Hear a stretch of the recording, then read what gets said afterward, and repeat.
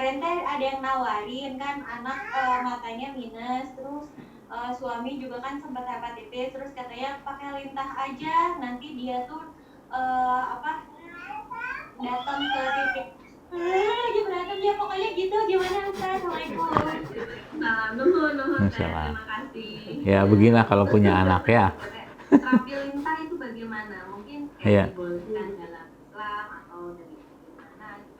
Ya. Baik, bismillah. Jadi banyak sekali ya teman-teman terapi-terapi di luar sana itu yang ada manfaatnya, tapi kita juga perlu berhati-hati ya. Mungkin sebelum saya cerita tentang lintah ya, ada juga sekarang lagi hot banget tuh fasdu ya.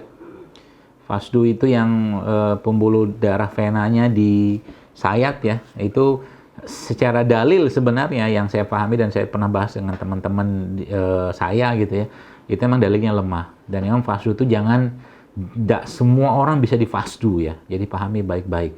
Jadi tidak semua orang bisa difasdu karena resiko fasdu ini cukup besar ya. Dan itu dalam dunia kesehatan memang kalau sudah sampai shock itu repot urusannya. Ya, jadi hati-hati dengan fasdu.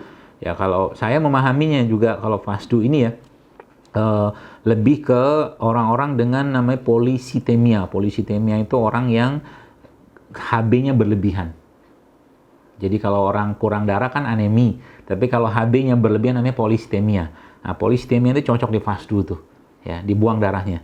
Ya, tapi kalau di luar itu saya menyarankan hati-hati. Ya meskipun orangnya ngerasa enak, ya. Sebenarnya bekam aja cukup karena dasar kerjanya fasdu ini juga saya pribadi belum tahu ini mekanisme kerjanya kayak apa gitu kan. Untuk bisa memberikan efek. Kalau cuma sekedar relax doang habis di fasdu misalkan orang itu relax, ya dipijit juga relax gitu kan, dibekam juga relax gitu kan. Jadi nggak terlalu signifikan. Nah, lintah juga termasuk salah satu terapi yang sebenarnya di luar negeri terutama di Jerman tuh banyak dikembangkan. Leech ya kalau bahasa Inggris itu leech terapi ya. Memang karena lintah ini lintah tertentu yang namanya Hirudo medicinalis kalau nggak salah nama lintahnya itu. Bukan jenis lintah biasa ya, apalagi lintah darat itu tidak dipakai di sini. Jadi lintah beneran. Jadi lintah medis lah gitu kan. Nah itu emang yang pernah saya baca ya. Jadi lintah ini memang mengeluarkan sejenis senyawa yang disebut dengan hyaluronidase, salah satu pengencer darah. Saya pernah di lintah. Saya pernah nyobain di lintah dan teman-teman kalau mau nyobain, bukan nyobain sih, saya pengen ngerasain aja. Dan waktu itu yang disedot lintah di mana? Di sini, di ujung lidah.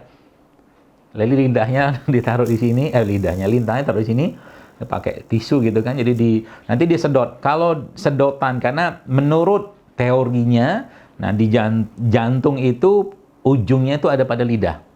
Jadi lintahnya letakkan di ujung ini. Di ujung lidah ini dia sedot sampai dia gemuk. Nanti kalau dia sudah kenyang jatuh sendiri dia. Jadi kata kuncinya adalah memang tadi lintah itu mengeluarkan sejenis senyawa yang mengencerkan darah.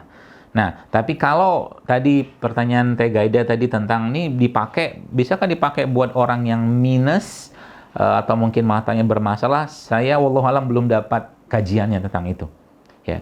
Kalau yang saya pahami, yang sejauh ini yang saya pahami itu bekam itu jauh lebih baik. Bukan dibekam di mata ya, tapi maksud saya itu di sekitar sini.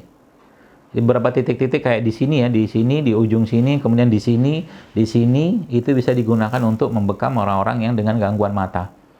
Ya, termasuk juga ada dulu saya pernah dapatkan sejenis madu yang memang digunakan untuk tetes mata. Madu tuh kalau ketemu madu yang bagus ya, yang bisa tapi di dokter mata pasti nggak boleh. Tapi ini internal aja.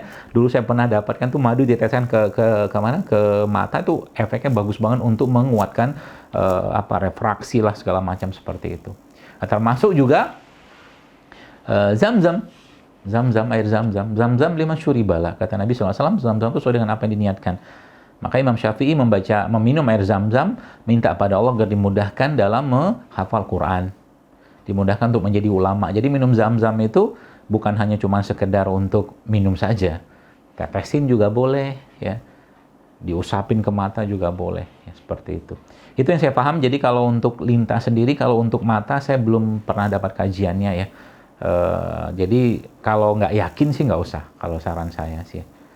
Kalau nggak yakin nggak usah. Karena nanti ya dalam pengobatan tuh keyakinan itu ya, baik keyakinan pada Allah pastinya, ataupun keyakinan terhadap apa yang diobati juga, itu nggak kuat nanti efeknya nggak bagus. Ya, kalau bekam saya masih lebih menyarankan ya, pada titik-titik sekitaran sini ya, juga bisa. Termasuk di masas, ada beberapa jenis masas yang memang bisa menguatkan mata, asal rutin, itu aja kuncinya. Allah ta'ala alam.